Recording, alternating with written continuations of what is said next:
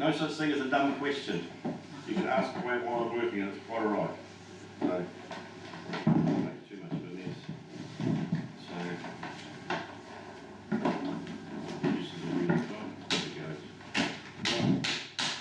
We think the first one we're going to do is make sure I'm a large bowl. So, we'll do.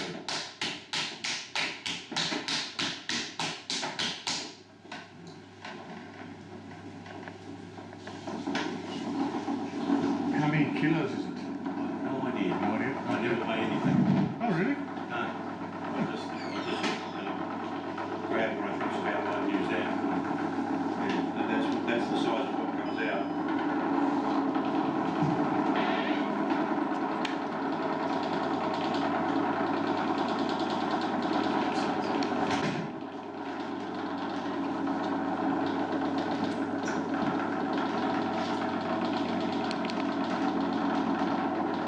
How strong do you have to be to throw something that big?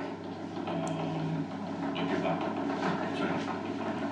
Does it It's look more like, what? I've seen a little 18-year-old lady in Sydney with a strong wind, you could blow her over, and I've seen her throw bowls out here. Alright. It's technique. So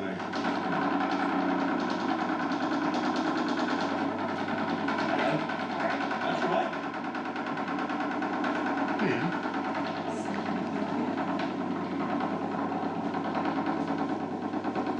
Let's grab a chair. Oh, that is.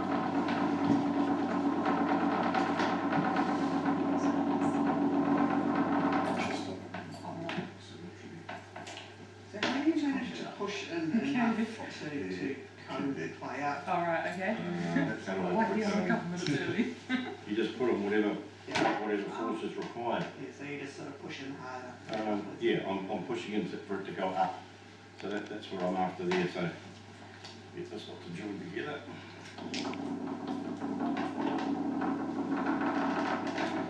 The trick to doing the things this way is that you only have to centre the smaller lump of clay, which is the bit at the top. With this technique, you can carry on. We can put another and another and another. So depending on how big your bank and stuff is, you can just keep on going. Merge these two together. So how do you not get the air bubble between the two bumps? I've no idea. We'll find out when we get further on. How's that sound? If we get an air bubble, we'll remove it. So you just Yeah. sort of throw it down a bit of force and hopefully You're hoping to get it. Tom, if I find it out there by collaring up, that most of the air bubbles that are actually, if they're in the clay, they get forced in and forced up. You take it down and take it up. Okay, if you've got, think we've got air in it. Another one, I don't even worry about air bubbles. I prick them when they're in this state, and then until it gets to the hard state.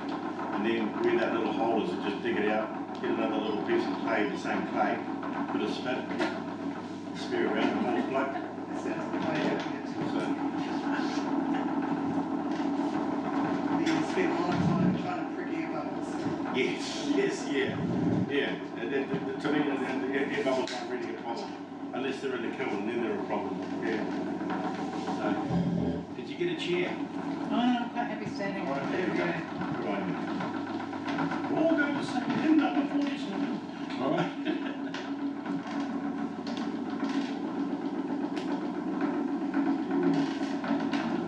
This one, put the pressure on the wheel slows down.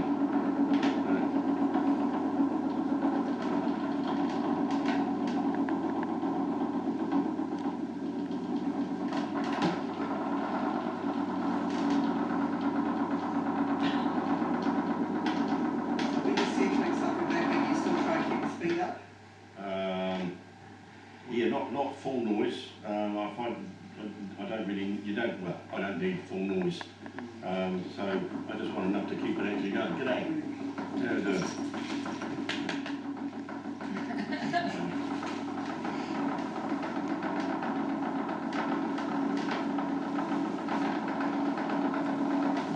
When I'm teaching my students in the rooms, I have odd names for it. There's the centering one, which is what we've just done, and this one I call it the belly button. So when you first start off, it looks like a belly button.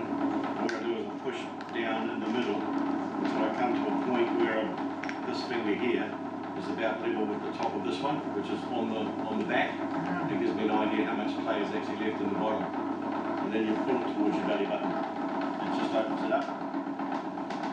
So, this one's called a bulldozer. Oh no, this one's called a goalposts. It's the rim that holds your pot together. When you put it towards your belly button, you're just doing it just at the bottom. Yeah, I always keep the finger flat so it goes parallel with the wheel head. Oh, The last thing you want to do is do that. okay, Because but it you didn't turn- open up at the top. So Yeah, there's more there, and then Yeah. so I can get my hand and then I can open it up a bit Oh. more. So yeah, if I had nice delicate little fingers like a pianist, that would be better, but I don't. And then I have another funny one, which is this one here is called a bulldozer, and it's swinging it down again. That doesn't help. So it ends up throwing it slightly out of kilter. It is now. Fix that.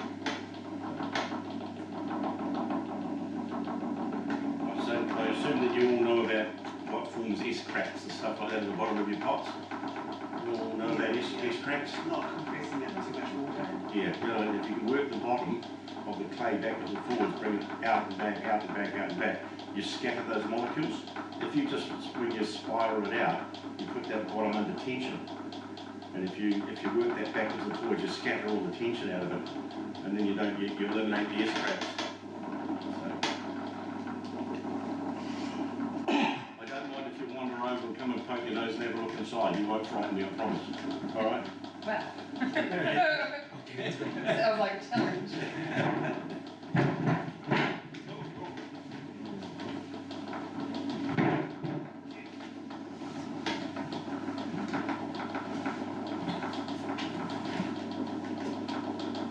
So if you find that it's gone off centre, Is you what? can, if you find that it's gone off centre, like you said it did before Yeah, when you it's it almost stopped. back.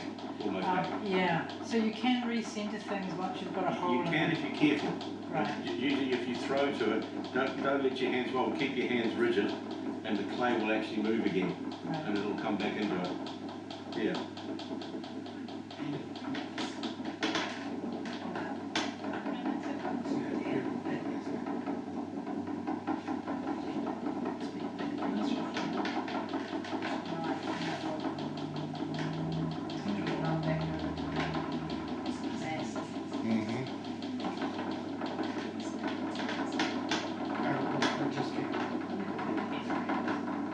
Right?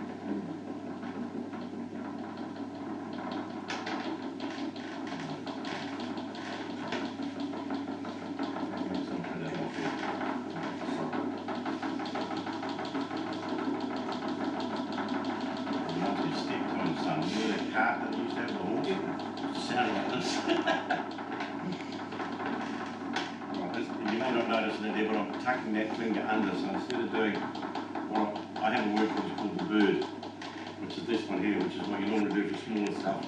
It gives you lots of control, but in this case, you find if you use the fingers straight out, they bend too much. But if you tuck that one under, it becomes like a piece of steel. So it's probably then you can dig it underneath and then pull the clay up. Now you had your hand flat before, didn't you? Was that just Yeah, to put pressure but on? just to spread the clay out. Okay, that's the first one. So far, clay hasn't let me down.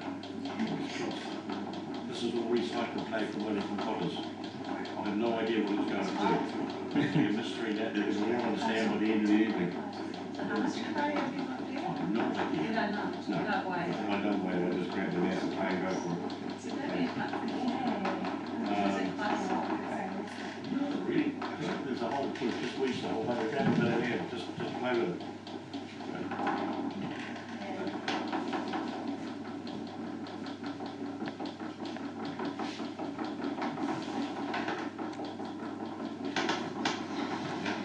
When you're making something big, how thick are walls get, would you say? I leave them really reasonably thick because I always turn it off afterwards. So I find if you go too thin, it tends to collapse. So probably a good centimetre thick. Oh, yeah, about that. Here we go. Hello. Wow, right? Oh, we'll forgive you. Come on in. Come on in, the water's fine. I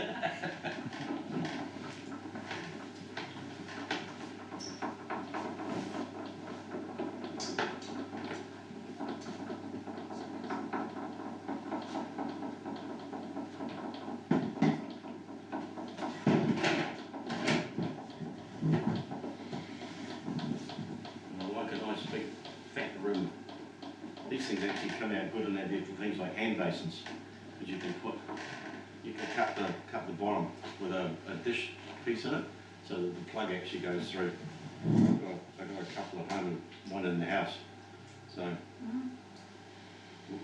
I'm making a mess on your full shirt, sorry about that. There's probably, I'll try one more. I'm a bit dubious about this plane, I think it went there. Hopefully it won't let go. How do you keep the thickness of the clay the same consistency as you're pulling up? It won't be here because I want this thickness here to support this because there's quite a bit of weight here. Yeah. So, but from here up, it's about, as you said, it's about 1 centimetre. So, just going to. That was a smart cookie, which I'm probably not. I would stop about now. So, to tidy them up, I use things like a stainless steel shim, and I also think that my lump is in the road. You can see what's going on this. I have an incisional hernia, and that tells me that's about as, yeah. I could move further back, but it becomes a problem after a while. So, anyway, you get the idea. So, you just keep adding clay to it. So, yeah, so you need it to actually take the weight. Yeah. Yeah, and don't be afraid to do it because you turn it all off afterwards. So, yeah, you don't give it the support. It's like kids. You don't give them the support, it doesn't turn out right. Yeah. Hand back to your parents. Yeah. Yeah. How do you put that back on the wheel too? It's on a bat. Yeah, but. Oh, I see. No, I was thinking, I've got big bats. Yeah, big bat. I haven't got any here tonight, but that's what you could do. You get a big bat and put it on the wheel. And take the thing. Take the tray away and then put the big bat on that and it turn make a hell of a mess all over the floor. Yeah, Okay. so that just goes part of the course. So, here we go. Any questions on that one? I'm conscious of that we only got a couple of hours and so there's lots of requests. Did somebody request to see turning? Yeah. Did you want to see turning? I threw a couple of blanks in it, they're over there behind Ross. So we could probably have a go at them. Do you want to keep this or should I cut it in half and show you what the inside looks like? What do you want to do? Might as well cut it in half, that way we can see. Anyone got a wire? Because I haven't got one. There's one up there. I don't know if they're big enough for you. Here we go, and we'll cut it in half and then we'll find that. And that's an optional extra. And Luke, lovely, lovely. Yeah. I had, sorry? Sorry, I'm still not sure how you would turn something that large. You said take the tray? You take the tray away and you put the wheel head back on again. Yeah. And then you put a big bat on the wheel head so it sticks out beyond where the tray is. And then you just make a mess all over the floor. Alright? Alright, here we go. And let's have a look inside. We'll see if we've got enough meat in there to do everything that we wanted to do. There we go. So, there you go, Cheryl. About 1 centimetre. Nice. There we go. And then we got About up to. yes, enough to work. Yeah. Yeah, so there you go. Who's got hands to shove this in one of those plastic bags there because there's no reason why you can't recycle your board it. I'll just grab a bag and fold it in there. Yeah. There we go. So anyway, you can see there's enough meat in the bottom there to do a decent foot on the bottom of the bowl. So you can see the clay there. There's enough there to do all the shaping and stuff that you want to do. And that'll provide the support while it's firming up. Yes, yeah, while it's firming up. Yeah, you can see, if you have a look here, you can see where it's bent. That's the spot it was going to weaken, it was going to collapse, so it was a good idea to quit when we stopped. So there you go. So would you put a foot on there? Yes, Okay. I would. Yeah, so I don't like straight lines. So if I've got a curved pot, then the foot that I put on is also curved.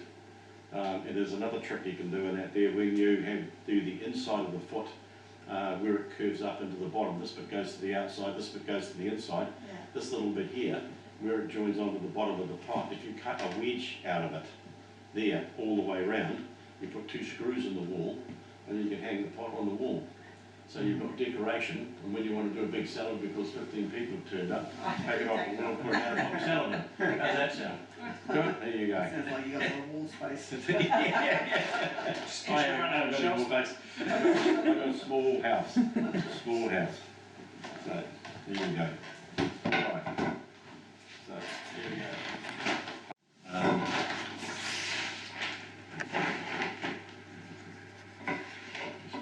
So when you're recycling the clay, Yep. how long should you leave it before you use it again? I tend to, well, what I do is I stick it in a plastic bag, shove it around the back of the shed, and forget about it for 6 months. Because it takes time for the bacteria to go back through and reconstitute it all.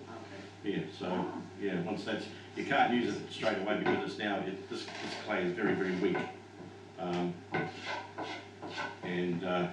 Once it's weakened, it takes a long time to get its urge back again, or whatever you want to call them. So, here we go, we're getting there. So is it weak because it's been recycled already from? Yeah, it's weak. That's why I didn't want to push this too much further, because I can feel the guts going out of it, so to speak. Yeah. I have a different method for my bats at home. They have a central hole here and one on the outside, which means that when I come to put something back on the wheel, I can put it on the centre and then just rotate it round till it drops down. Nice. Or if it's easier, if I can see the outside hole, I can put the outside hole and spit it around. I find these ones, when you've got the 2 lugs, it's once you've got the bat covers up, you can't see what the hell you're doing, and you fluff around for a hell of a long time trying to get it centered. So that works. So if you have an occasion where you are going to have new wheel heads, think seriously about that. I had mine engineered to do that particular job, and it does make life easy. Yeah, it's all right. I suppose the only downside is if you don't use bats, then you've got a thing in the centre that's harder to screw down. Yeah, well, I like bats in there because you worked on the pot, you take it off, you get it leather hard, then you pick it up and you put it back on the wheel, and you can work on the top half of the pot again. Yeah. Before you cut on, and in fact I don't even cut them off. I don't cut them off the bat at all. I leave them in it there until I get the Russian guy around, Dr. Popov. They just, yeah.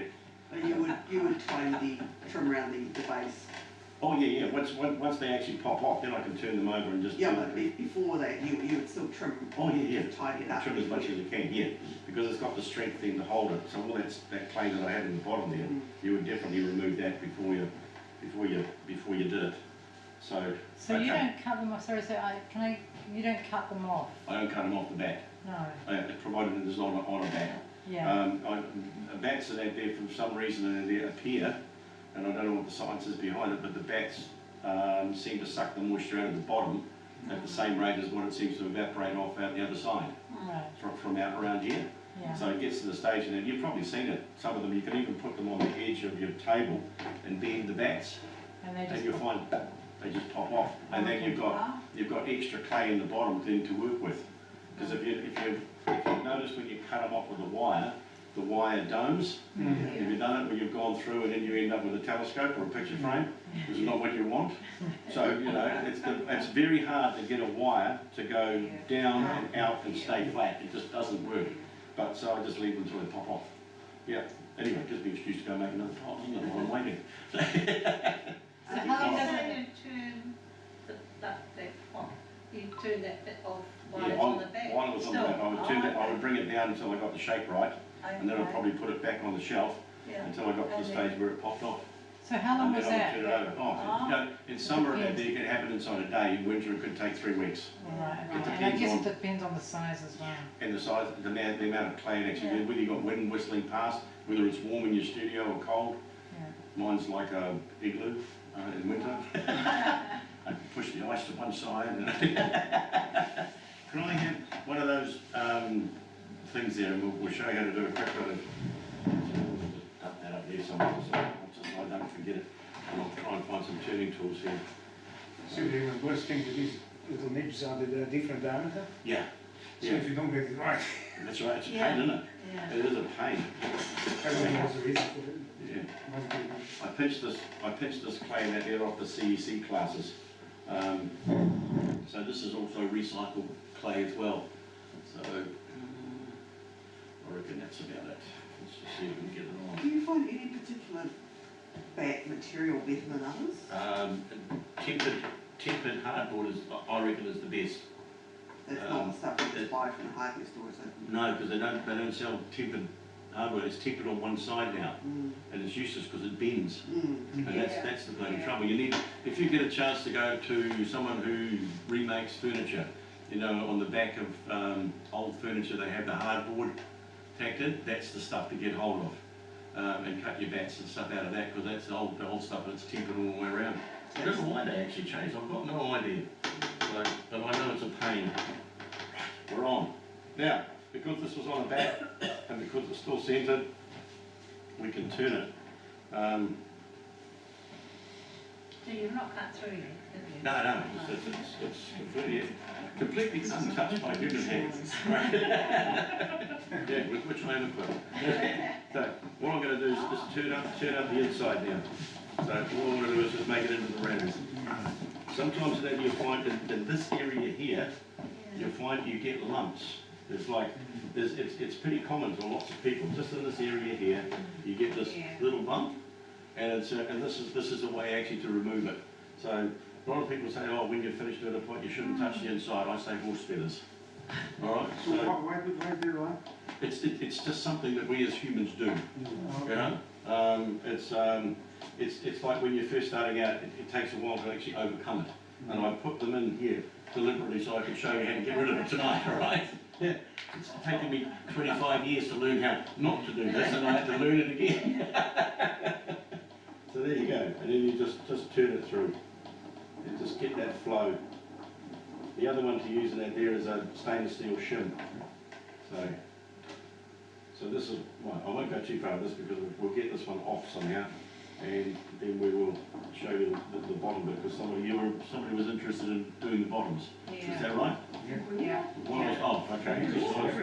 Talking to Leslie and that, and she said somebody wanted to know, and the air bubble. See what I mean? Yeah. See what I mean about that? So that's all right. What we'll do is we'll put the appropriate piece of clay there, and I'll show you how to fill those things in. So here we go. We'll just, When you've got an air bubble like this, doesn't, when you throw it off, it goes down the filter? if it's, yes, it can do. Yeah, it can do. But that is probably, what, about 0.1% of the total mass. So it's not really going to throw me out that much. If it was a huge big bubble, it would be a problem. And if it was very, very early on.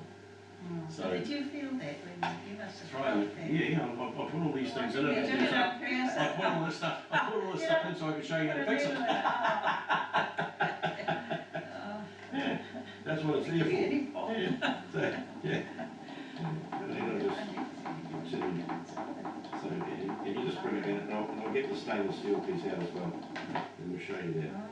This is the advantage, as I say, of having using bats, is you can get it somewhere in here, and the mysteries of this container. It's not that I drink a lot, but No. think we need to cut this in your bats. the one will be right down the bottom. So, we'll just look at this stainless steel shim. Aha. Damn, it's rubber. It's not stainless steel. If you got one, that would be brilliant. No, relax, found it. It's good enough to go. Here we go. So, now, there's ways of holding these shims. I find that my best way is I've got 3 fingers on one side, thumb and little finger on the other, and that gives me the ability to bend it. And because I can bend it, I can shape it to whatever shape I'm actually working on. So I can go, takes all those lines and stuff out. So, let's get rid of it that way. When did you turn this course? Tuesday morning at about 11:30 or 11:35 p.m. There you go. And how much clay in it? No idea. I never weigh it. I just grab a piece of clay and just go for it and say, this will make a pot about yay big, and then away I go. So, It's 25 More, bucks. more Is clay, that the one bigger of about 17,000 people in the last 20 years after? How much is that? I've no idea. No idea. Yeah. And then you just smooth it off. Is there any danger of you pushing too hard, pushing it out of shape? Doing the inside like You that? feel the pot. Feel how dry it is. Oh, So it's not really going to move, is it? No. So it's So the trick is to leave it long enough. well, yeah. This is a bit dry. I had to cover this in plastic this morning because it got to the stage. I thought, hell, at this rate, it'll all be completely dry out there by 4 o'clock this afternoon. So yeah. So anyway, that's how we get rid of that lot, and then we get rid of the rings. Just using that lot. so rather than trying to throw it as you want it smooth in here now, rather than doing that from the start, Yeah. you You do can that. you can do that. Use that while it's wet. You never do it while you're throwing it? Yeah, I do You do some pots out there. It depends on how much time I've got. But you Yeah. can do the same thing Yeah. while the pot's wet. Yeah, But I find in this situation you've got more control yeah, right. because it's firmer and easier actually to work at. So there we go. Oops, sorry. My fingers in there all over his screen. That'll be making it popular, isn't it? Right, I'm now switching hands and doing the other side because I want to do the top in here. So that's up, mate. Good grief. I find these quite hard to use, you end up having nicks in it. Yeah, but you do have to be careful with them. I find in that here the best thing is do not put it at right angles to the clay. If you've got the clay there, do not put it at right angles. Put it so that the clay actually slides past it. That's the difference. Then it'll, that one, you had chattering, where it's Yeah. you end up with all these wonderful Yeah, lines that you don't want. Yeah, that's called chattering. The Japanese pay big money for Yeah, that. I know. Yeah, Okay. but they have expert chatterers. Yeah. So, You always stand the wheel in the same direction? yeah, I'm right-handed. Mm-hmm. So this is the European method. There's some people that are left-handed, they work on this side of the Yeah. pot. I'm going to work on that one. Now, if you're left-handed, sometimes it works better for that one. But that one you can find out just basically yourself. Now, the next question is, if you're doing the pot, Yeah. is it okay to change the direction from time to time? Yeah. Or should you, I thought because isn't the clay a bit twisted as you are Yeah, it is a doing bit. it? And if So you if you swap, go up, it goes back? it'll untwist it. Okay. Yeah, but you can also And use that. it's not a problem. No, Mm. I mean, the point isn't that are you going to get the pot that you want? Yeah, that's the big question. What am I going to do that's going to give me the pot that I want? If I'm not going to get the pot that I want, then I might as well change it and find something that does. So yeah, Okay. I have for my students when they first start, I tell them I have 2 rules. Rule 1 is that you must have fun, and then my rule 2 is refer to rule 1. So that's you get the idea of what I'm talking about anyway. We're just smoothing it down and making it all flow. So, and we've got that hump is now gone. So, doesn't matter. As long as it comes up with the same effect that you're after. So it's just saying, picking up the cushion, the foam. Yes. Yeah, so I go, and what I also do that is when I'm centering, I always centre the piece that you're going to work on. There's no point centering down here. You always centre the piece that you're going to work on. Alright, so I go 1, 2, 3. And as soon as it comes around, touches your finger on the third one, you move it probably about 2 mils. And then we go 1, 2, 3. Why on the Because I'm just sensing every time it brushes my finger, it's touching the pot, it goes round, brushes my finger Oh, again, okay. and I stop on the third one, and that tells me I can push it away so I can get it closer to the centre. So that should be pretty close. That'll do. Right. Now, so I'll put one finger in the middle, hold it all in place. I'm going to try and decide where I want to put the foot. So I can do it with Orlando Obscure. So what I do is while I'm deciding, I always put the markers inboard of where I want the foot to be to start off with, because it's very easy to take more off, but it's bloody hard to put it back on again after you've taken it off. So I'm picking it, I'm estimating it about here.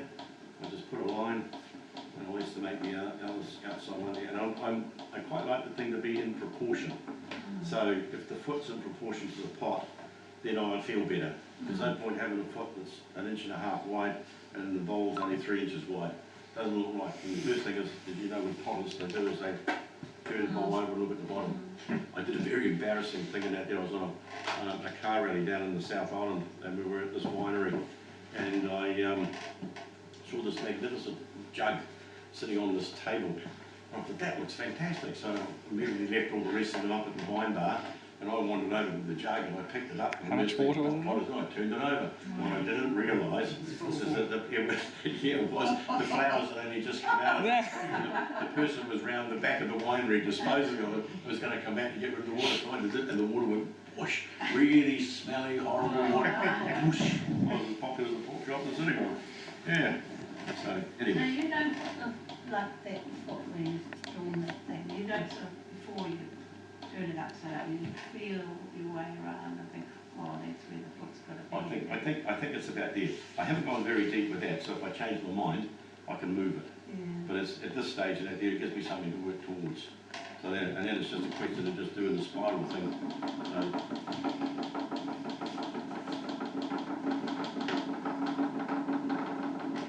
Watch it, it's hitting on the side there.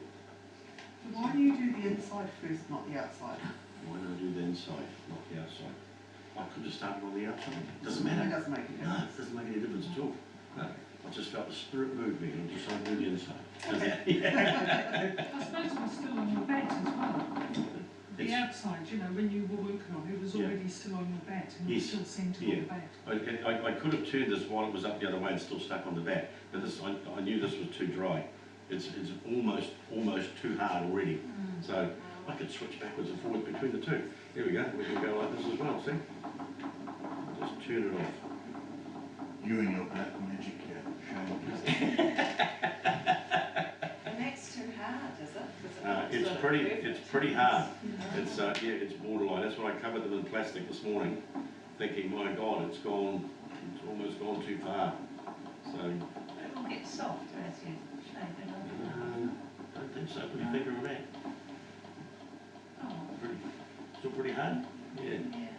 We'll try again further in, alright? Yeah.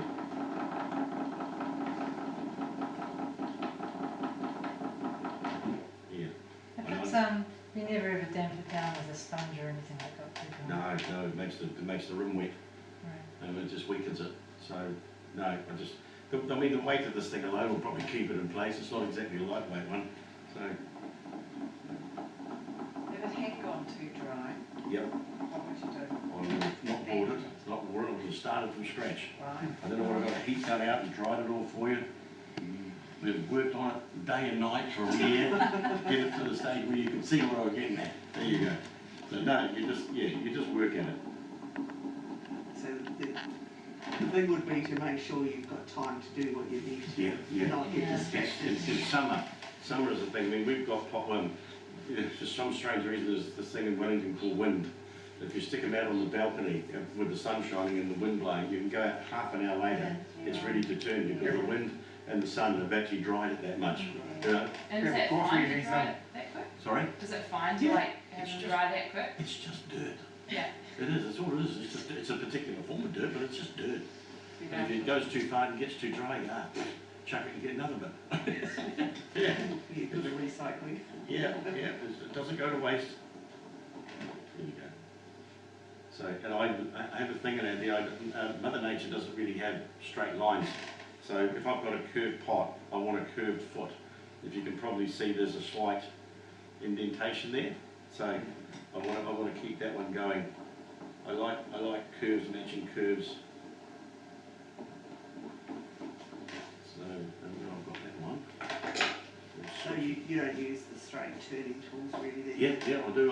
Whatever in It's actual like fact making- is what I need. It's variety. Yeah. It's just the reason I'm not actually reaching in there is because I can't seem to find anything I want today. Right? There is one that's my favourite tool. They're Taiwanese. They're brilliant. I'll use it. I'll show you what I mean. So it does a really good undercut. Let's say about there. And that gives me the. I'll use that one, the other end of it.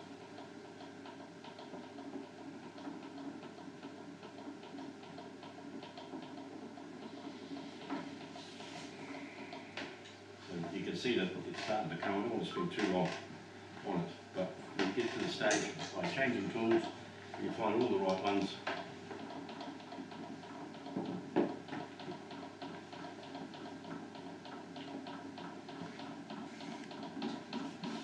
You have a fair idea of how thick Yeah. you want it. Before I turn it over in there, I make a quick sort of mental study of the pot, like how much meat's in the bottom, so that I've got an idea. I think, yeah, okay, I've got maybe a centimetre and maybe a third, maybe a fifth or something, right? So I know that that's in my mind's eye, so I know how much I can play with. So let's just turn that down. Just going to get it roughly in the shape. This is Primo red stoneware. This stuff goes up to 1300. If anybody's interested. But it's all. I don't particularly like the clay because I find it somewhat lifeless. I think all the ingredients come into the country from Korea, and they're all mixed up in a big machine. It's extruded into bags, and then it's sold off to shops. And it hasn't had time to get the bacteria going backwards and forwards through it, in my opinion, to give it the life. Then the other one of the best tools that you've got is, you come with you there, that one. That's the best tool. I'll show you. It works a treat, and it just rounds everything off. Yeah. There you go. Put your finger. Come on. Feel that? Yeah, lovely. See what I mean? Yeah. It's all that harsh bit is now gone. So and you can do the same thing here with this. We'll start sticking tiptoes soon. So when you're throwing something this heavy, would you put it into plastic, or would you not just let it dry by itself? It depends on what you want. If you want to do more work on it, then you need to slow the process down so that it doesn't dry too fast. But if you've finished with it, you've done all the turning that you're going to do, so you want the lines there so that it catches the glaze, blah blah blah. Yeah. Yeah. Once you've actually finished doing what you want to do, you've done all your chicken scratchings on the bottom. Then let it dry. Yeah. Don't put it out in the wind unless you're going to rotate it about every 10 minutes, because it'll dry on one side and not the other. It's the same as leaving it in the sun. One side dries because it's in the sun, the bit at the back where the sun's shining into it, that dries. These don't dry as much, you end up with cracks in it. Unless you can actually turn it about every 10 minutes, it'll go. So inside you'll just leave it, let it just dry by Yeah, itself. let it dry off, yeah, absolutely. Cool. So And with something that big, what way up would you dry it? I always put them on there. I know that yeah, there seems to be a new thing that's crept in. People have been drying them on the rim. I've never done that. I've always done them on the base. The air just flows around and just does the trick. So yeah, I've never noticed any. I never had any problems, put it that way, by drying it that way. If it works for you, do it. Yeah, it's yeah. There is. It's like most of the things you've probably discovered about pottery now. There's 50,000 ways of doing things. So. Now you mentioned that bringing in the stuff from overseas has got no life. Yep. So which one does have life? Things like, they don't actually make it anymore, Max Mudd. Max Mudd and that there was, from Nelson, was wonderful. Bryce, Royston Glashan used to make it. He made that teapot thing up there, and then he made the clay and sold it, and you got consistently the right clay. He sold the business because he had a heart attack. His business said, you're out of there, you're not doing it anymore. So he sold the business to Curly, who's bald, and Curly is not a potter. And Roy was telling him, you take a scoop from here with the digger, a scoop from here, a scoop from here, and you put it through the machine. So Curly said, no, that's inefficient. So he just takes one scoop and puts it through. And it just doesn't have the consistency. It's all over the bloody place. It's full of stones. He's got mesh grills that are supposed to take the rocks and stuff out of it. And the mesh has got bloody great holes in it, because all the stuff just rumbles down and goes through the holes. And he sells you a bag of clay. It's either too wet, it's too hard, it's full of rocks. You put it on the wheel and out there and try and throw it, and it falls down. I mean, I'm not that bad. I know when things like, I've watched my students throwing it, and it just bloody collapsed. I hear someone up in, where the hell is it, in Waikato, bought a whole ton of this clay and said it's useless. You better come back and get it back, and we're not paying to ship it back in because it's rubbish. And he's been refusing, but I'm afraid the Consumer Guarantees Act is going to come unstuck on that one. So, yeah. So he hasn't got a clue and he doesn't listen. I've told him, he sent me a ton of clay, and it was short. You know how you roll it into a sausage and bend it round, and if you bend it too far you start to get the cracks in it. This one's about here, it all started to crack, just useless. So it took me about 18 months I had to find out what was wrong with it. It was short and ball clay. So by adding the ball clay to it, I had to invent a machine to actually cut it so I could put the ball clay in it and then put it back through the pug mill so I could extrude it to let it rest and wait 6 months before I could use it, before I knew how to actually fix it.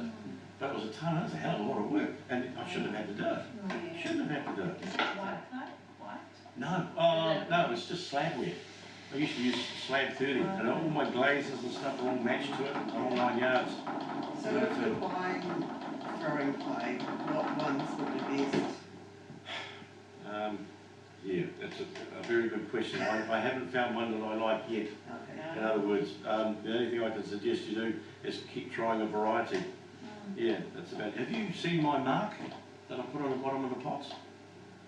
It's done signs, I'll show you. We haven't actually looked at it. You haven't got it, right? I'll put one on the bottom of this one and you'll see exactly what I mean. My name in out there is somewhat unique when it comes to doing things on the bottom of the pot. I'm not going to go any further than this. I could do, but it's just a waste of time. And there's other things that I can show you. So I round the edges off with the fingers. I don't want sharp edges.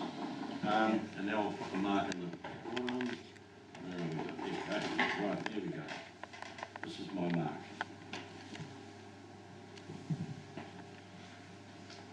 You'll find this on the bottom of my pots.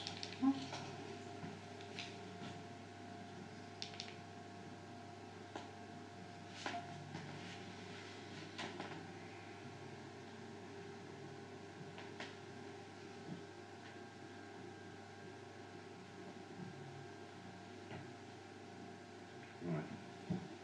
Can you see what that is? No. It's a mouse, and the mouse is running into a mouse hole. Right? And my name's Melsol. So there you go. All right. You need to make it straight, you know. I don't like straight lines. I don't like. You look at Mother Nature. You look at Mother Nature. She doesn't have any straight lines. So anyway, right. Do what you will with that one. You can reach. Let's see what we can do with this lot. So is this the material that you think is good? Yeah, this one. Yeah, this is the old tempered job. Would you like the job? Yeah. Would you like to bring one of those dog clay over there? We'll stick that on and we'll get it underway. So you reached this beforehand? Yeah, I've got one. I got Chris to do this one. So if there's air bubbles in it, you got to blame him. Yeah. Right. So you don't put any water on the back first? No, I find it makes it slippery and then it slides off. Not even a bit of dampness or something? No, I just like it dry like that. These are the way I've developed the way to do things. You'll develop your own. So if you watch 15 different potters, they all have things that they all do differently. And that's fine, as long as they work. So just sift through them all and make them your own. You know, so yeah, there you go. Cylinder. Right. With a bum. I'm trying to get a change of mind, say cylinder with no bum, but it's not working. Alright.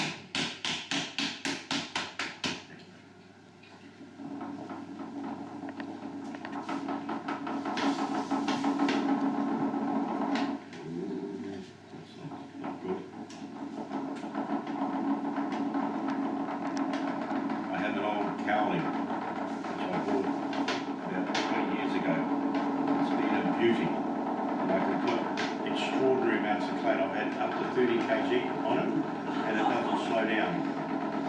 So it's a really, really good wheel. And the new wheels in that there have got Chinese motors and Chinese bearings, and they're bloody awful. The yellow, the bearings, and they go like Edam cheese.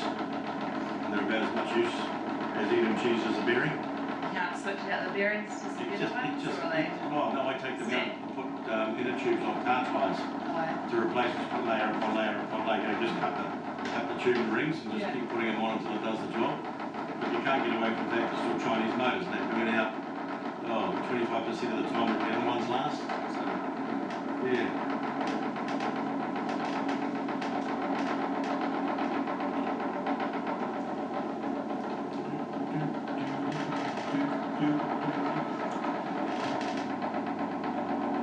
Use a lot of force, don't you? I'm not aware that I am. I'm not aware, it's just, yeah. Mind you, this is 25 years of accumulated practice, so, yeah. I used to, when I was working at the airport, I finished sometimes on a shift at about 11:30 at night, and the rooms were on my way home. So I'd pop in and go throwing for a couple of hours just to wind down, and that was great. I got lots and lots of throw, lots and lots of practice. And that's basically all it is you just need to do it heaps to get good at it. So, there we go, belly button. See what I mean? Belly button. If this one's in the road, check it on the floor. If it's in the road, just drop this box, just put it on the floor. The box really doesn't need a good view. Yeah. Lift it down. And I'm just pulling it out with my finger. Just enough so I can get into it. And then I do those things called goalposts. It's the top of the pot that holds your pot together. That's what I call a bulldozer. It shifts the last load of clay and your hands take it. Walk that bottom backwards and forwards. Just mixing it up so that we don't get any S cracks, that's what we want. Backwards and forwards. So you do it backwards and forwards. Say again? To not get the S cracks, you have to move it back and forward. Well, I find that if I do that, Yeah. it doesn't get the S crack through So the when bottom. you go like back and I like go back. I work it backwards and Yeah. forwards to scatter the molecules basically. Because otherwise they're in a spiral and under tension. Oh, okay. I And thought you they- said the opposite. Yeah, and sometimes what I find really annoying is that it survives the bisque firing and then it lets go of the gloss firing. That's really annoying because at least with the bisque firing you can say, well, that was worth a try, we can chuck it now before it costs me a small fortune. And having it go then is just a pain in the proverbial. So, And when you're doing the goalposts, you're compressing the rim. the rim, yeah, the goalpost is sort of like that. Yeah, so you're And kind of it's- compressing that rim. Yeah, just the pressure on it actually is sod all. Yeah, And it's just enough to move the clay because it's the rim that actually holds your pot together. yeah. Yeah, so, and then I've got this bulldozer thing going here, which is just pulling the clay into my hand and it's got nowhere else to go but up. So, and then we do the knuckle thing again because that clay is probably 2.5 centimetres thick.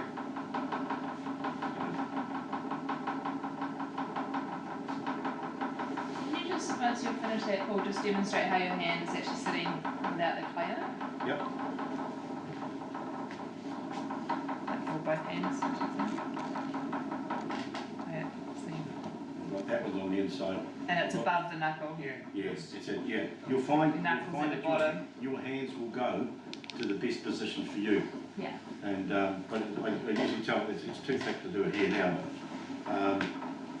But, I have this thing called the bird, and it's really, really important to get your thumbs touching because the information that feeds back to your brain Yeah. is absolutely vital. It's when your thumbs are touching, your brain and your hands know how far your fingers are apart. When you have your thumbs not touching, your hands are floating, the brain is guessing where it is. And that's where things start to go awry and your hands tend to bounce. But if you lock them together with that lock, it makes them that much better. And you can put these winglets, tuck them into your rib cage and pull it up. Especially it works better for small stuff, but not so much on big stuff. Do you find it easier to throw big? Sorry? Do you find it easier to throw big than small? Or do you enjoy it better? I do both. Depends what I'm trying to make, I suppose. That's the thing. No, I find the joy in the making. So sometimes I want to make small, sometimes I want to make big. sometimes I want to do sculptural stuff, sometimes I'll do slabware. So I percolate backwards and forwards between driving my wife nuts. Yeah, I do basically, how the spirit moves me, how does that sound? So when I actually feel like doing that, that's what I'll do. I don't do this for a living. So I never have, I've kept it actually as a hobby, and so I can keep the joy. And so it makes me feel good. If I had someone said I want 400 coffee mugs, you know, by Thursday next week, that would just kill me. It would just take the joy right out of it. So, yeah. Not that anybody's asked me for 400 mugs by the following Thursday. 300. So you only put enough water on just to sort of keep it slipping through your fingers? Yeah. I try not to use too much. So, it's still coming off. So, in droves.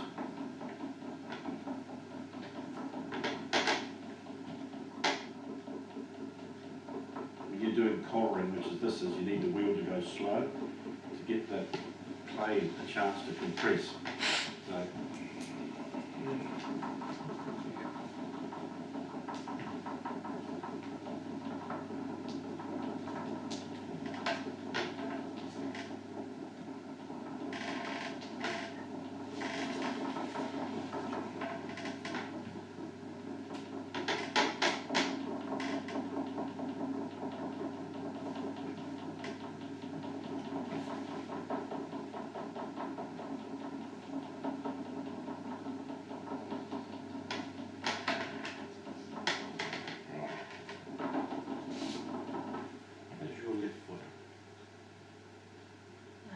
she's scared to answer that, mate. She's scared to answer. What's he going to ask me to do with the left foot?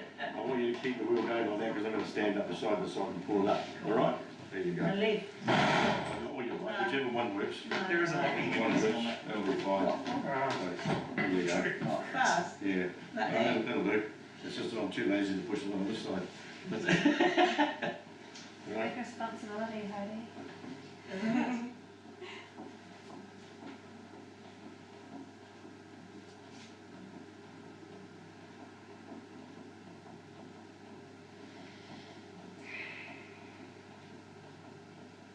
Yeah, it starts to get thinner up there. So if it starts to get thin on the top, you just compress it down again, do you? Yeah, you can do. No worries at all. Yep, that's it. Okay, go a little bit faster. Perfect. So we'll get that one in there. Alright, you don't want too much water on the inside because that makes the bottom weaker. You haven't got cramp or anything in it? Not yet. That's good. Because I'm going to get into massage. It'll be later. I'm going to get into massage your leg if you have. So, Fair enough. Too slow. yeah, that's all right, that's cool.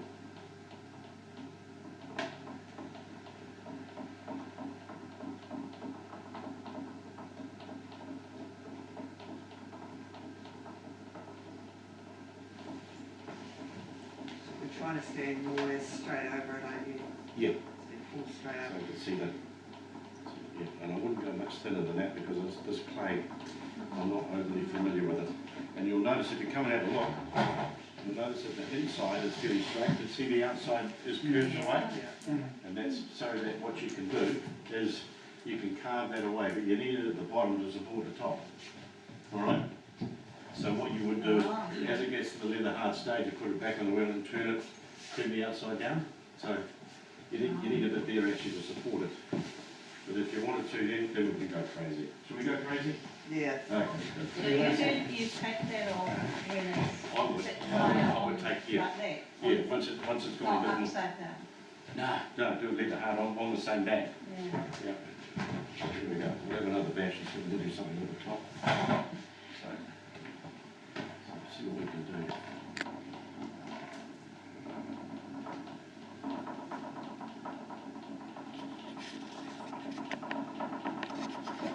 Where do you collar? As I can. Basically, that is so I can change the shape. So I can make this one, I can pull it in and make it taller.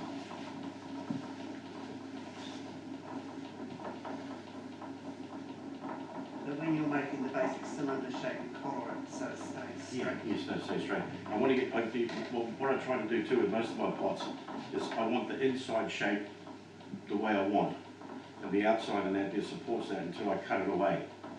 So, yeah, so if I'm doing a picture shape or something or other, I try and get that really as close to what I want. The outside might come out here, don't care. So it's just going to hold it, that's all. So, but that clay is just, it's all recycled. It's just dirt. That's too fast. So you do this quite slowly. Yeah, you've got to give a chance for the clay to compress.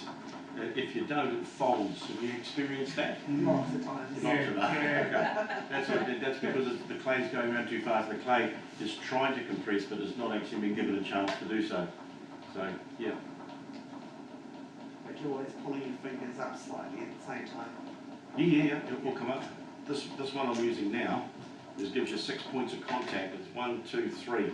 1, 2, 3. So you've got 6 points of contact. So that's what I'm pressing with to give it the support. So and that's a bit fast. And obviously when it gets smaller, you come down and just use 4 points of contact. So you make sure the inside's set how you want it before you start doing that. Yeah, You can't reach inside it. There's no way, yeah. I could do, but it would wreck it. Yeah. And then once it stretches, it's going to get weak and it would just fall down. So, anyway, so should we keep going? So you don't worry too much about the top being a bit frilly. Do what, sorry? You don't worry too much about, at this point, about the top being a bit frilly, because No. well, you push that down. I quite like frilly sometimes. Sometimes I'll get in there with a tool and just make it go. You know, if you look at one of the pots with the stakes that are out there, you look at the top of that one, it goes. It's like Mother Nature. As far as I'm concerned, you like look at the hills in the distance. They're not straight lines, are they? They're all here, there, and everywhere, and that I like. So you can shoot me if you want to, but I like that. When you compress it like that, you can follow it. Sure. Yep. It gets thick again, you go It back does. in and It fill it. does. You can actually put your hands in and throw it again. No. Yeah. There comes a point where you can't because the clay gets too weak, Yeah. and then it goes and collapses on you. So, but yeah. So I think we would call this almost a bottle form. So you wouldn't cut the top off. No, not at this stage. I mean, if it's really out and it's annoying you, then yes, then by all means cut it off. So I'm just actually having fun with this, so I should stop.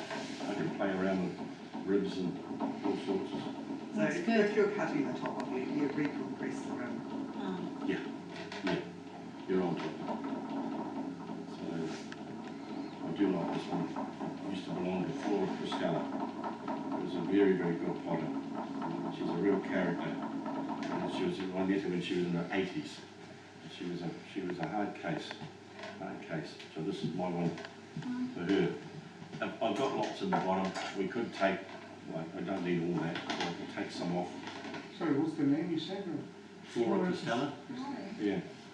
So if you see any, I think you've actually got a There's picture of one of the crystalline pots actually on the wall. There's a salt glazed one. Yes, there. Shape where it says shake by hand for one of the yeah, that's it. That's one of hers. Yeah. Oops. Nailed it. So, yeah, they had a salt kiln. It was on the Petone foreshore out there, not far from the Polytech. So, there you go. Take some more. So when you finish with that, the inside is pretty straight, isn't it? Yeah, that's So will that be the bottom when it's finished? That'll be the shape because the side would go straight down. Yeah. And you didn't make a big effort to smooth the inside? No, don't care. Who's going to see it? You want to get your eyeball and have a look? Yeah, you'd have to drop one of those light things down inside it to see. You know, not many people do that. Yeah. So anyway, does that? What do you? Okay, right. So How would you make it go in? Can you make them go in and out?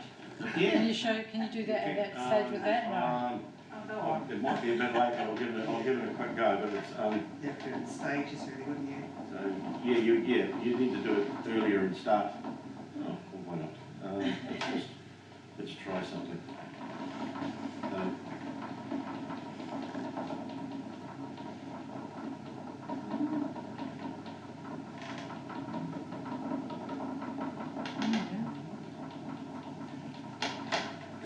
looking at, am I? Yeah. Yeah.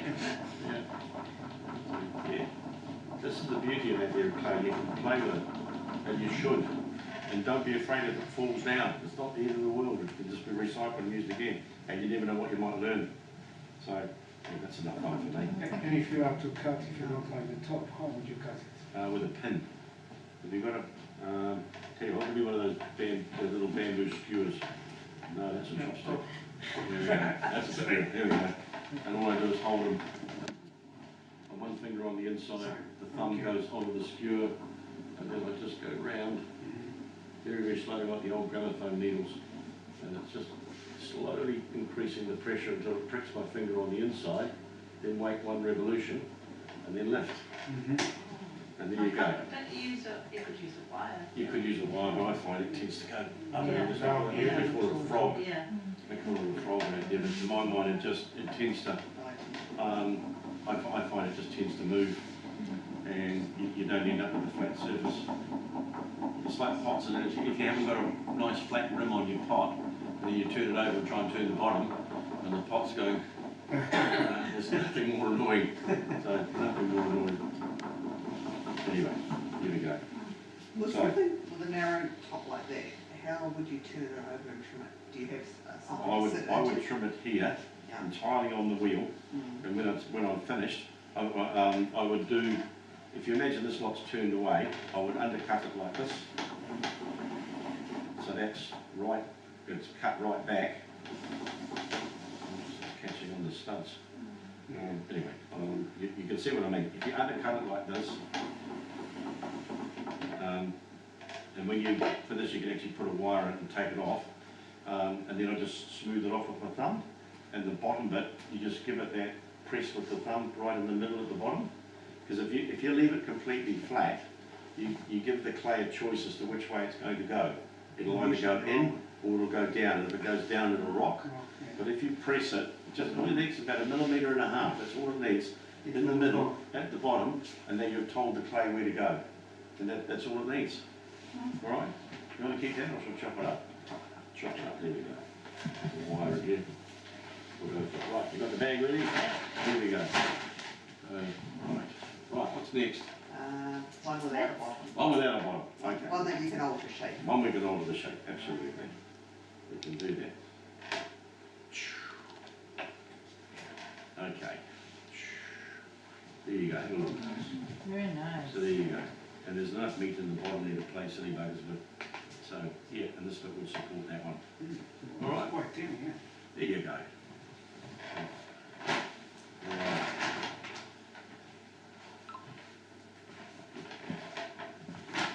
Yeah, it doesn't matter. I might even see how we go with this one. I might even grab two actually. Now, when I put it on, I try and make sure there's no air in the bottom so that you don't want a piece stuck. Yeah, bring another one over, we'll just stick it here, we might stick another one on the top. So just bang it in there, yeah, and see what happens. Get it sprayed? Good, so I'll pick it up and...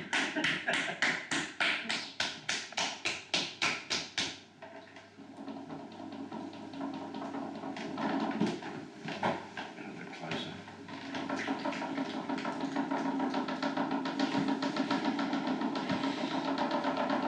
You don't even press down first before. No, that's why I do that packing thing sticks it. Yeah. That way, I call that making a Mount Vesuvius, a Mount Taranaki in that there, a Mongolian yoke, or a conical tent. So there you go.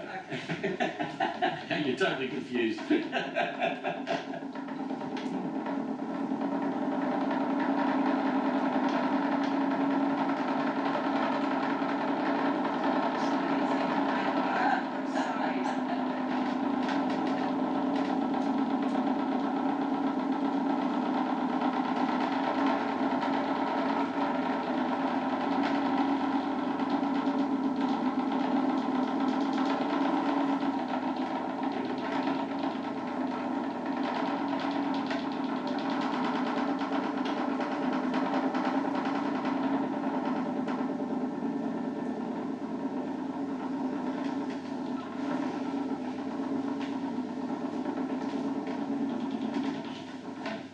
Stops. You footloose and fancy free? Or would you like to chuck that suit down to whatever and stick some more water up there? Well, lovely, thank you. Now, sandbags are legal. Yeah, That quite doesn't worry you. an optical illusion, isn't That it? doesn't worry you. No, Or no. me. I'm crazy enough anyway for it not to bother me. Yeah. So that was all right. I just need to clean that thing.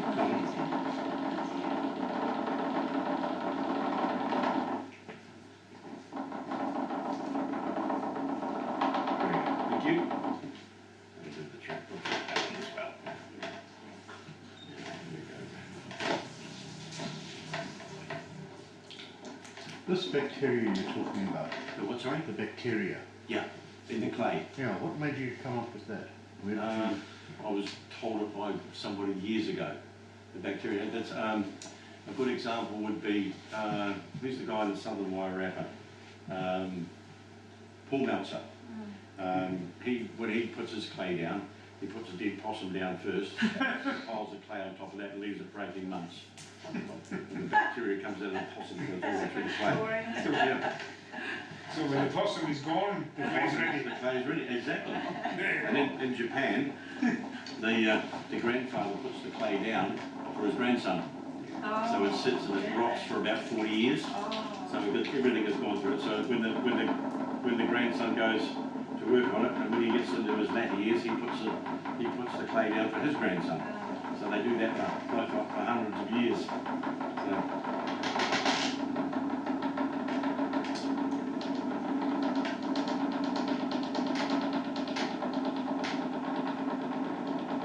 So you don't ever dig your own clay? Sorry? Do you dig your own clay? No, I cheated. I was telling Chris earlier in that day.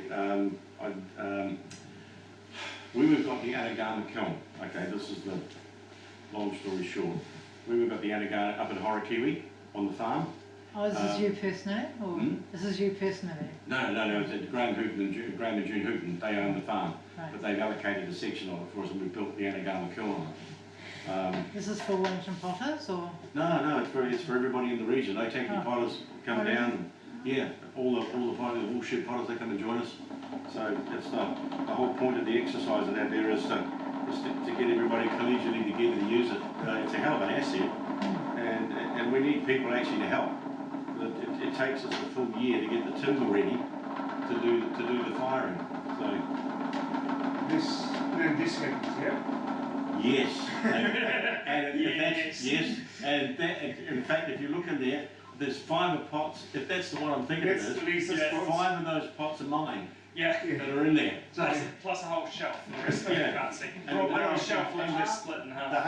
hardest thing about it is that we still haven't figured out what happened to the shelf on the other side because it disappeared completely. It's just gone. Great. Yeah, it's just, we've got no idea, there's no residue, nothing left. Right. Gone, and all the pots have just, And there was another, I lost 15 pots out of that firing. Oh, that's depressing. Just it's a wee bit annoying. There you go, that's life.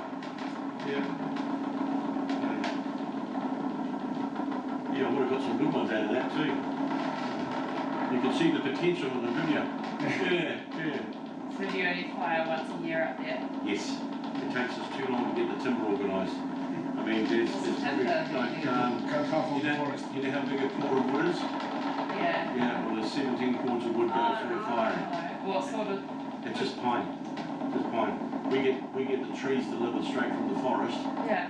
and we chop them up, stack them, let them dry for a couple of 3 months, and then we split them, and then we stack them and dry them again, and then we shift them inside the shed, Yeah.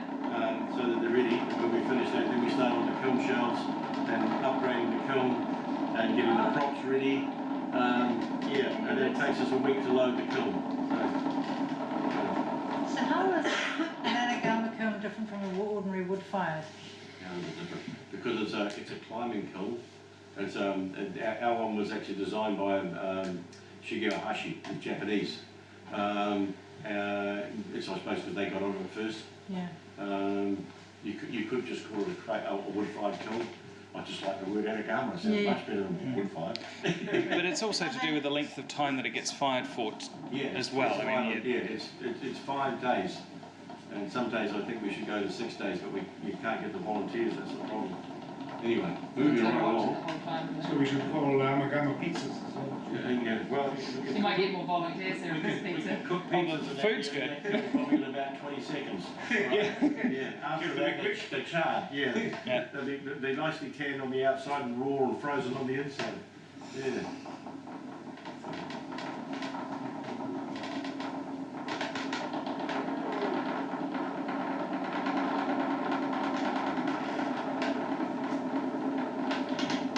And what I'm doing here now is I'm pushing all the way down to the back.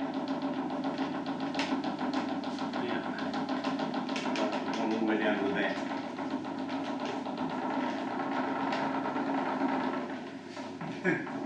It's a hole. There's a hole in the clay. Dear Lizer, dear Lizer.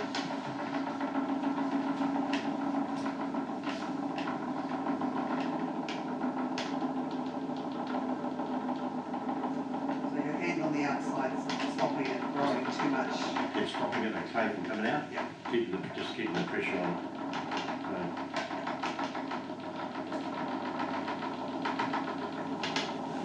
Pushing it into the wall.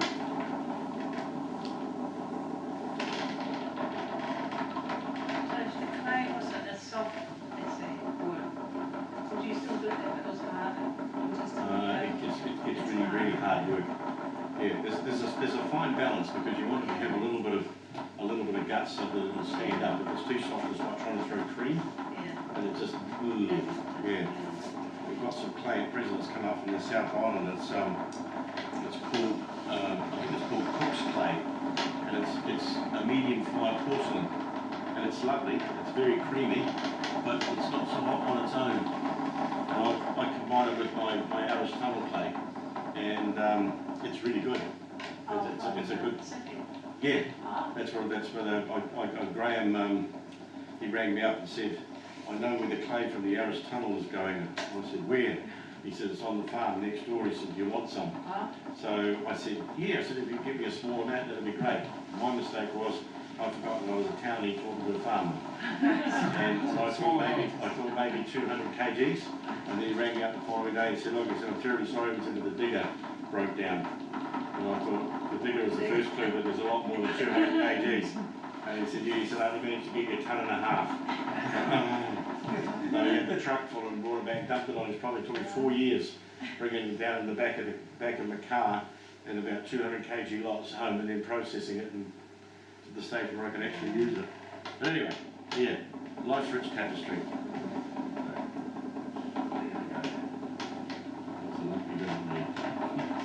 So you're not planning on selling it? Sorry again? You're not planning on selling that clay? No. Too much like hard Too work. much effort. Yeah. Well, you've got to get it home, you've got to dry it, then you've got to crush it, Yep. then you've got to weigh it, you've got to add ball clay to it to get the right throwing characteristics with it. Once you've added the ball clay, you then have to slate it down, then you've got to put it through a sieve to get the rocks, the twigs and the vegetation and the bottoms out of it. Yeah. And once you've done that, you then put it in buckets and let it stand for about a week, and then the water starts to come off the top. You take the water off the top. When it gets the right consistency, you then put it in a pillowcase, put the pillowcase inside an onion sack, then you hang it from the garden shed. It really annoys the missus, all right, and then it hangs there for about 1.5 months while it drips, until it gets to the stage where you can take it inside into the studio, when you can wedge it all up, put it in big bags, then you put it out the back of the studio, then you wait 6 months, and then you use it. So it's simple, hardly anything to it. What colour does it fire like White. once it's finished? It's white and it's high fire. Oh. Yeah, so Which is quite rare, isn't it it? is a bit rare. It's the same clay that's underneath the beehive. Yeah. If you try So what going, colour is it before, like, it's when sort it's of like raw? a grey, sort of a Oh, grey, okay, or the whitish grey. Yeah. Yeah. You can also find whitish grey clay out here, and Yeah. it doesn't fire white. It goes terracotta. Oh, So okay. do be Lots of aware. iron and stuff. Yeah. Roy Cowan, who was a potter in Nio, he, when they were building the beehive, he noticed all the white clay, and he said, went up and had a chat with the foreman and said, what are you doing with all the clay? And he said, we're dumping it. So he said, well, I brought my trailer, and he said, would you dump some in my trailer? He said, as much as you want. So he went backwards and forwards all day. And he was using that clay for years. Yeah. So, yeah. So his masterpieces are absolutely brilliant and done with it. That's what's there, isn't it? It's one of was, yeah. yes, I was very privileged to learn some of his throwing techniques, which are really quite different. Before he lost it because he ended up with Alzheimer's, and he would sort of wander off halfway through a session, and that would be the last of the day on the session's over because he'd forgotten what he was doing. But I managed to pick up the gist of what he was doing. He was a lovely man, lovely man. Shame though. Yeah. Right. So what I'll do with this one. There is a locking nut on that if you want to just lock it on low speed. But Wait, I've wasted enough time. Chewing the fat here, so get on with the job. So what's your vision for this? What I like to do with that is, when I've got a cylinder like this, I cut through the bottom, and then you can warp it, so you can change the shape. So you can go oval, you can put a line through it and give it a sharp edge, so it ends up sort of like a sharp edged ellipse. You can put 4 lines in it and make it square. It gives you a lot of options. If you have clay of the same type, but you can roll it out flat. So then you can put a bottom on it and a top, and you can turn the thing sideways. So then you've got more options of what you can actually do with it. So yeah, woo, a little fall over.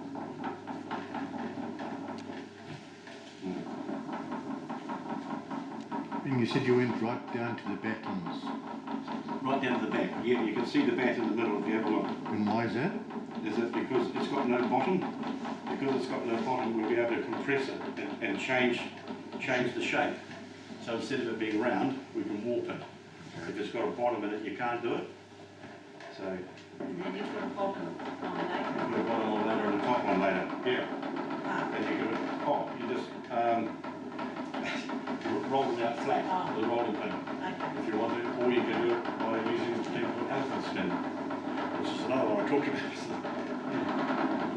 Oops. You're right, we aren't going to get everything done. So I'll make this the last one, we'll just pull. I would obviously, of necessity, keep this going until I got it to the consistency and shape that I wanted. But I think that'll do. You're getting the idea anyway.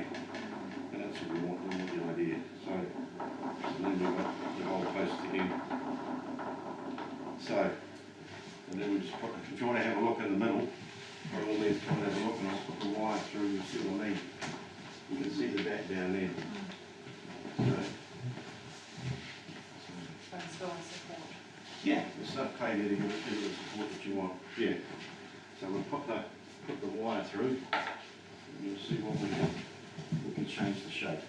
So the inside is straight up and down and that as well. Yeah, there's a little bit more than I wanted in the bottom, but I would probably spend probably another 20 minutes in it. You know, it's pointless doing it. Yeah. Yeah, so there we go. And then it's just. Is it going to turn the wheel, sorry, when you do I could do, but I decided not to.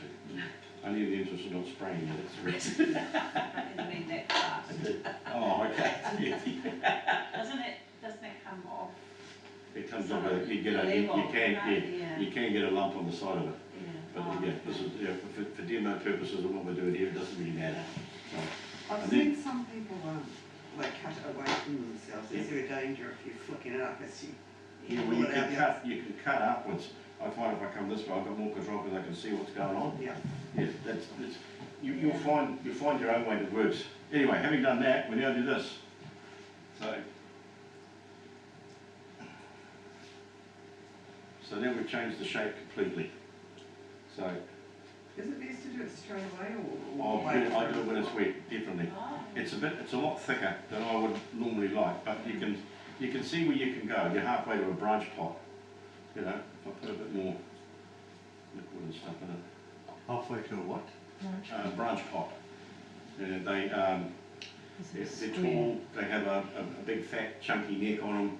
They're about that big. Len Castle used to do a lot of them. They're big containers. If you want to do dry flower arrangements in big scales, you use something like that. But yeah, this is just to give you the idea anyway of how you would actually go about doing it.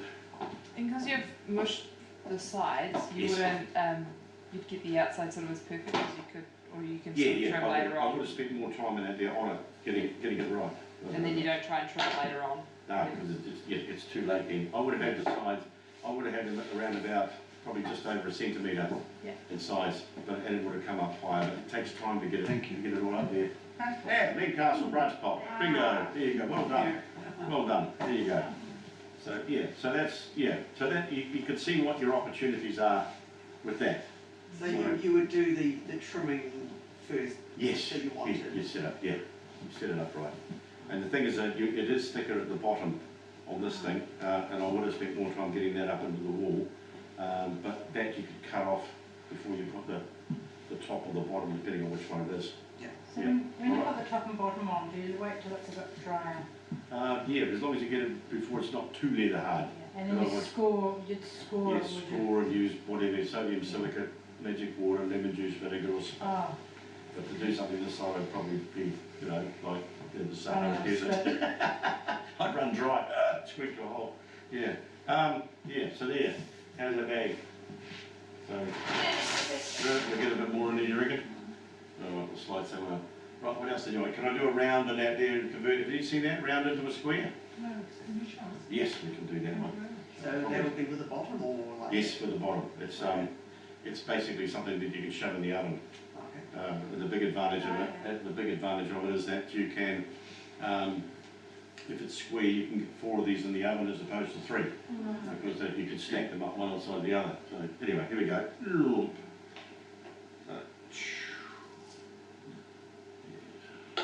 we go. What's it So, and, oh, there we go. Sushi plates as well. There you go. Sushi plates. There you go. Right, we might need another bag for the next one.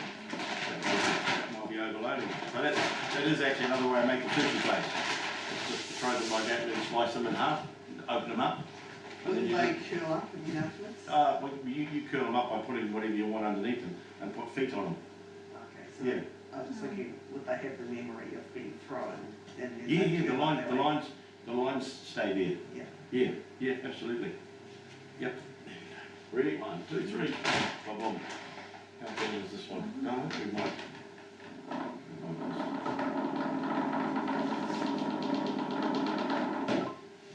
I'm doing really well here. Covering myself.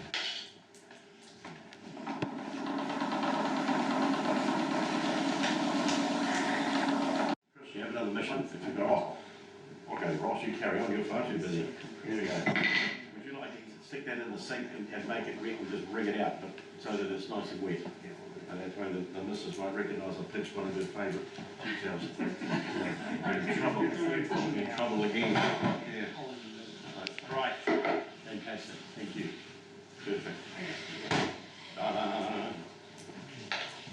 Yes, that's my wife and that there one is where a lot of things have actually gone. She said, have you seen my daisy flower neoprene pad that I kneel on when I do the garden? I go, no, I haven't seen that for ages. I know exactly where it is, up in Yanagama. You're out there loading the kill and saves my knee something fierce. Yeah, have you seen my teeth? No, I haven't seen your teeth. No idea.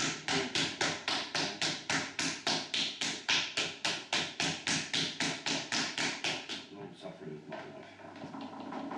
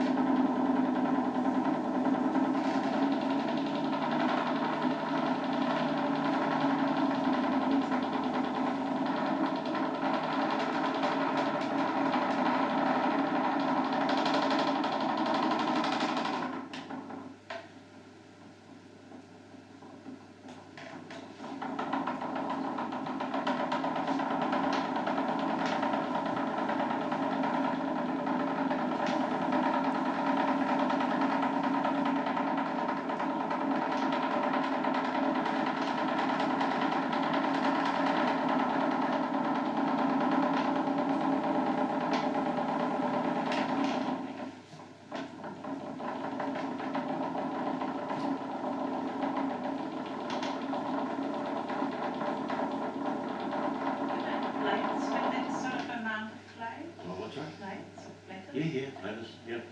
Yeah, different technique How for them, how though. big do they end up? Out here, yeah. You need a big back for them. Yeah, yeah, you do, yeah. And you need it to, you need to have a wheel that's got enough space for it to actually expand out on too, so. Thank you, Ross, for working your teeth out. I forgot to say thanks.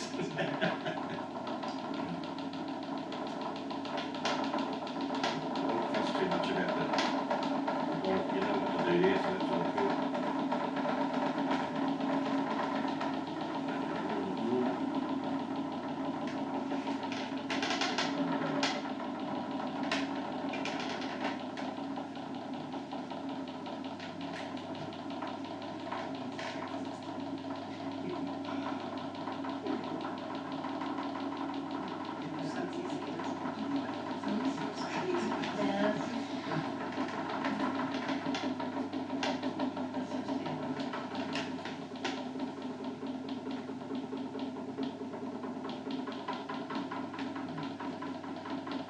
This is one of those things where you can use, if you have you know, those ribs with all the little serrated teeth and stuff on them. And if you get it right, you have to use your imagination because I don't have one with that. But if you can imagine that's got serrated edges on it, and what you do is you get your wheel speed so it's going consistently, and then you oscillate your hand. When you've got the two to match, you lower it down, and you just put the marks on the wheel head. And then, yeah, that's not working, does it, at all? Let me find something different. What have we got that I can use? Could I do something like that? If you have, that would be brilliant. You can see exactly what I'm getting at. So, A bigger one do you want? whichever one you've got is fine. Fantastic, that'll do. Brilliant. We'll go for that one. All right, I'll hold this with a curve on it. So you've got to be very tricky about this one because with your right eye you've got to watch this one, and with your left eye you've got to watch it go round. All right? So we get the oscillation, the speeds right, and we just go. And we end it with a decoration on the top. All right? So you can just, yeah. So if you play with that, play with the speeds. If you don't like it, you just go like this and start again. Until you get it the way you want. And it doesn't even have to be this, you can put lines in it like, I'm going to use that one here, we can try that.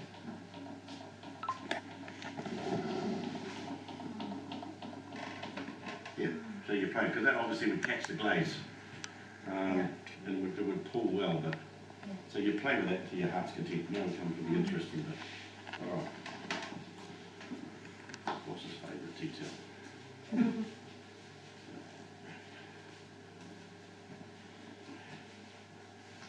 There we go.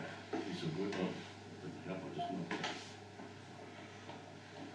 I do that a lot. The best thing about it is if I'm working at home, I've made a nice big bowl, and the tool that I want is in the toolbox over here, and I get distracted and I put my hand straight through the pot to go and get the tool. It's really annoying. Really annoying. Okay, piece of wood without the tools attached. Alright. We roll the tea towel around the piece of timber.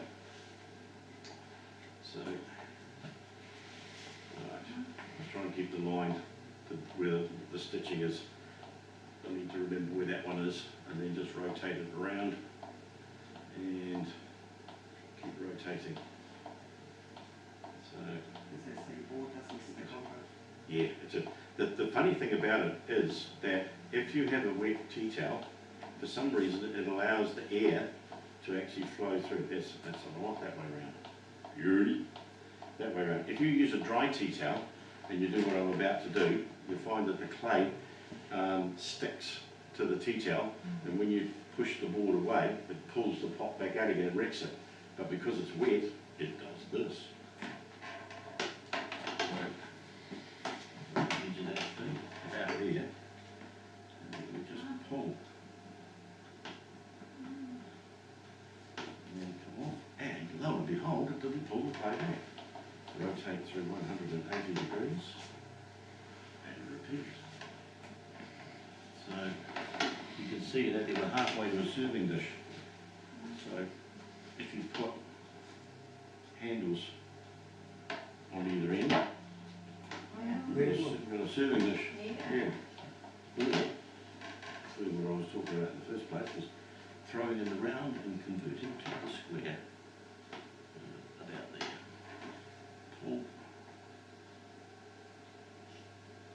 And obviously if you made these small, then you could get 4 of these in an oven, whereas you can't get the round ones in. So you wouldn't clean up the bottom first? What's that? On the inside? No, on the outside. Oh, no, I'll do all that later. Once it gets But leather it's hard. square. Yeah, when it's all leather hard. So, But it's not long. pull that through. There we go. Then you can put handles on that one as well. I mean, that's all done in a way. How long does that take? 6 minutes or 7 minutes? Sorry? Yeah, it'll take long.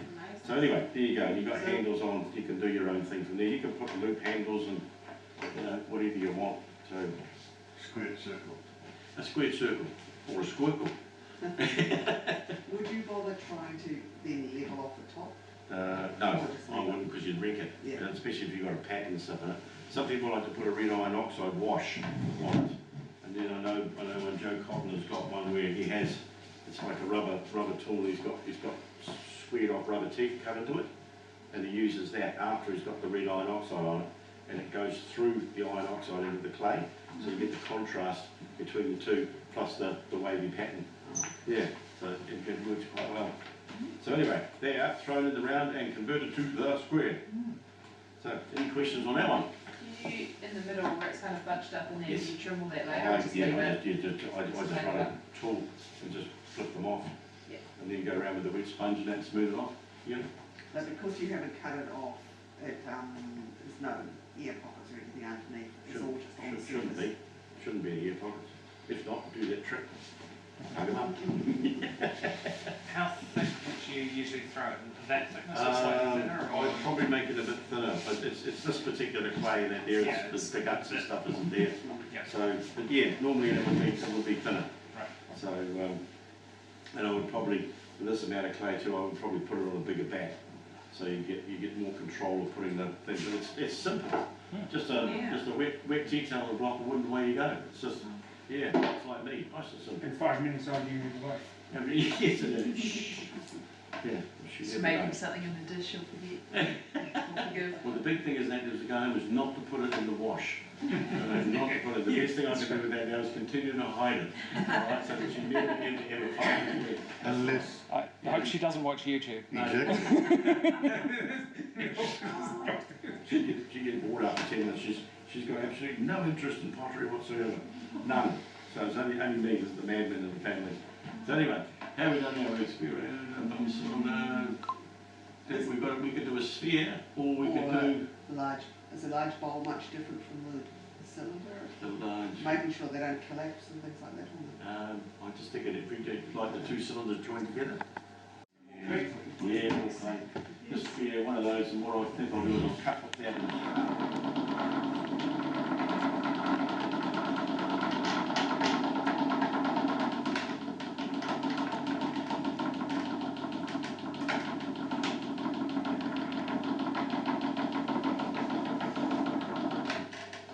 You're measuring the inside or the outside bowl? The outside, yeah.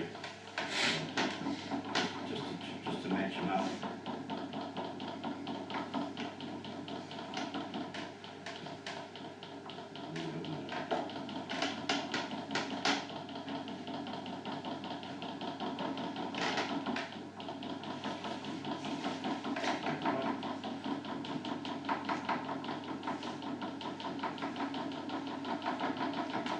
And a little bit of glue.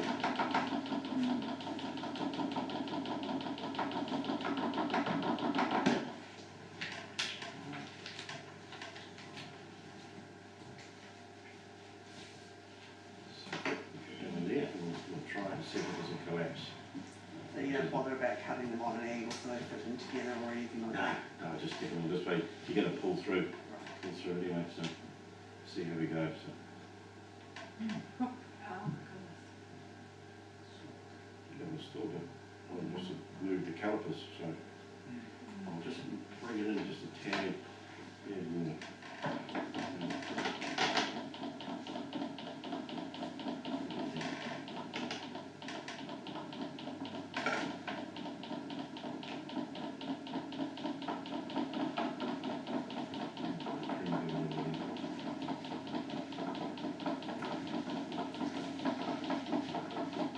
can do the scratchings and stuff if you want to. I just find that it hasn't been necessary. So what it's like for this particular clay, I don't know. We'll find out very, very shortly.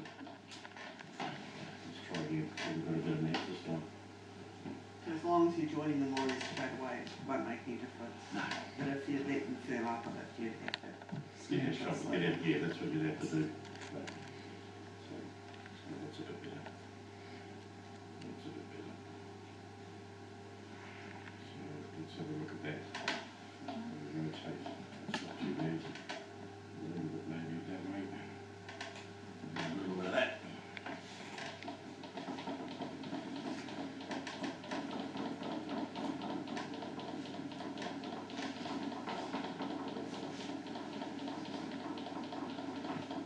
You hardly know that there was two pieces joined together. And then I'll just cut this one off. And just as tight as you can. You're doing a great job. There we go. Do you want to have a look before I pull through? See where we can see where the joint is. When we're all finished, hopefully you won't see anything at all. So. All right. Yeah, you can see where the joint is. This one.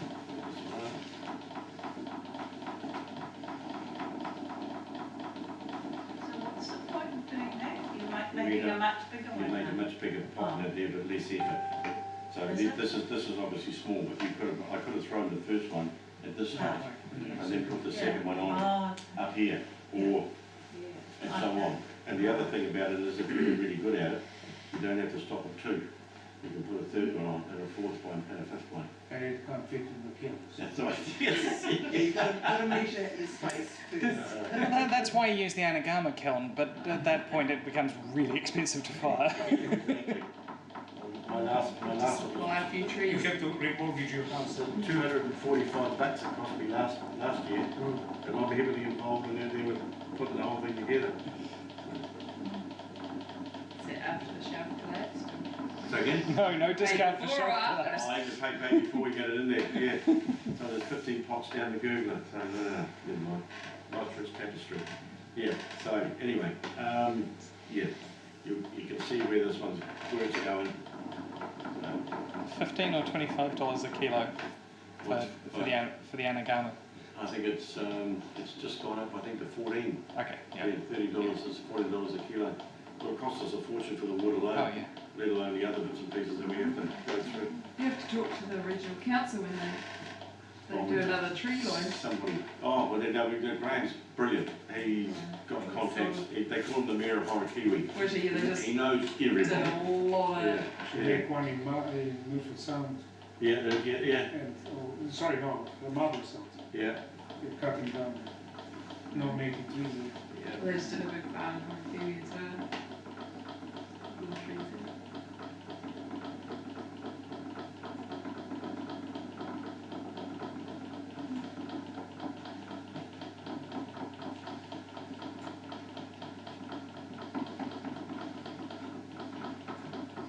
So would you sort of work up and down over that joint?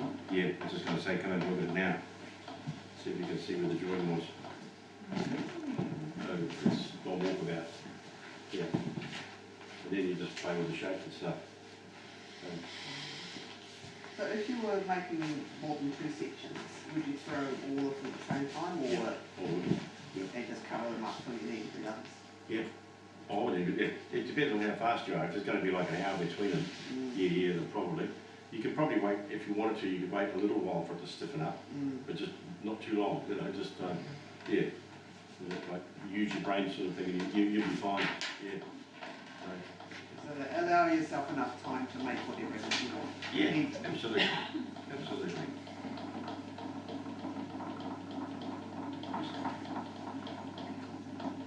Can you feel the joint even though we can't see it?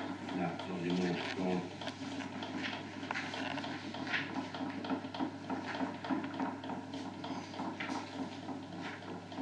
I'm just playing now because I'm really, I'm conscious of the fact that we've got 10 minutes left. So, I'm just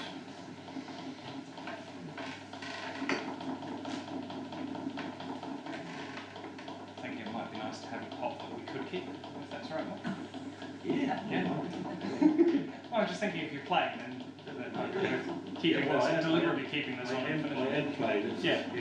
You know what's gonna happen now that we've said. Oh yeah, absolutely. It's It'll fall over. gonna collapse. Yeah. Sorry, Yeah, it's jinxed all it. right. That's called life. I mean, I would normally take a lot longer, but then, hey, do what you can.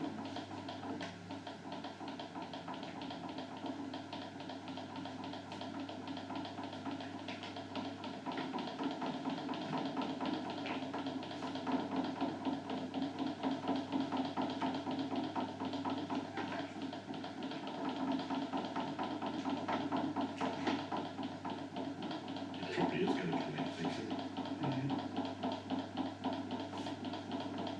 Yeah, it's got a weak point, right there.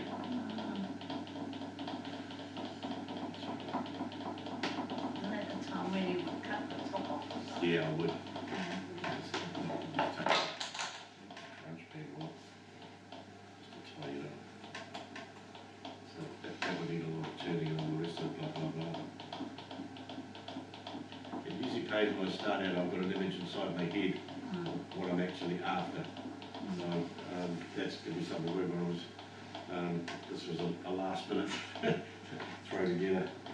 Let's see where you end up sort of thing.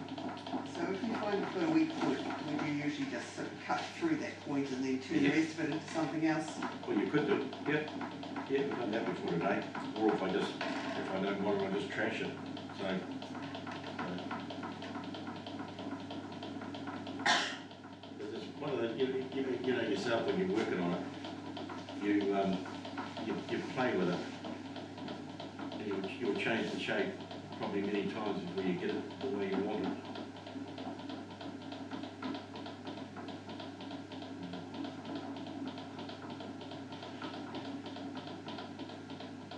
I don't like harsh edges.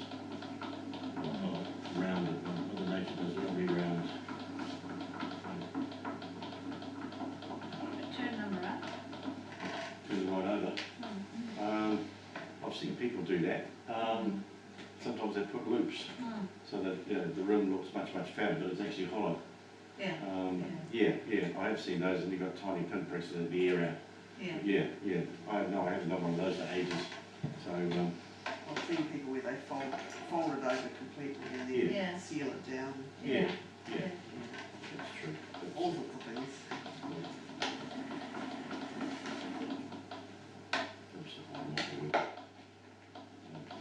You can decide whether you want to keep this one or not. I know what I'm thinking. And then tucks under, and you think it looks a little bit boring by putting feet on it. You lift it, you give it air, which makes it look better, and it adds a lot of character to it, and it catches the glaze. It does all sorts of great things, and you can do different sizes, and I'll try and show that as well. So, has it been worthwhile tonight anyway? Alright, okay, cool. I haven't pissed anybody off too much. When you do your courses, what do you, is this a 3-year course that you take, do you? No, it's through the community education sort of thing at Wellington High School. Yeah, but we do it at the Wellington Potter's Rooms. Right. So that's where I was this morning at 9:30. So I was doing glazing and waxing and glazing and that there. So you do that during the day? We're doing the J and in the evening. Oh, So I've got 50 students at present, Wow. which keeps me off the streets. 50 students at once? Yeah, And but then no, not all at the same time. No, it's five classes of 10. Right. Otherwise, I'm a bit like a jackrabbit and that running around like a mad thing between them anyway. So you're getting them. So I'm trying to do a couple of sausages here, and you'll see why shortly. So when you roll it, I find that I should actually do it the other hand because my ring is making marks on it there. So you do it fingertips to wrist. So and that means that it stays round, rather than if you try and do this, you find it goes flat, and sometimes you get ear pockets of stuff down the inside. So what we're going to do now is my stick, and this is my stick. Yes, this is not my wife's. This is mine. Alright, so right on the edge, and 45 degrees, and we just roll Oh, and back and roll. I don't need that bit for now. So, and same thing here. Doesn't matter if it's not even the same angle, and we won't worry about the bits that we picked up. We've got a knife, just a sharp, just a cutting thing. So yeah, I've picked up some garbage off that. Never mind. So anyway, 45 degrees or thereabout. Roll it through. You put lots of lines in it, and then we'll chop it. So I like that angle. That'll do. And maybe in the drawer. hang on, don't worry. I've got one. I found it.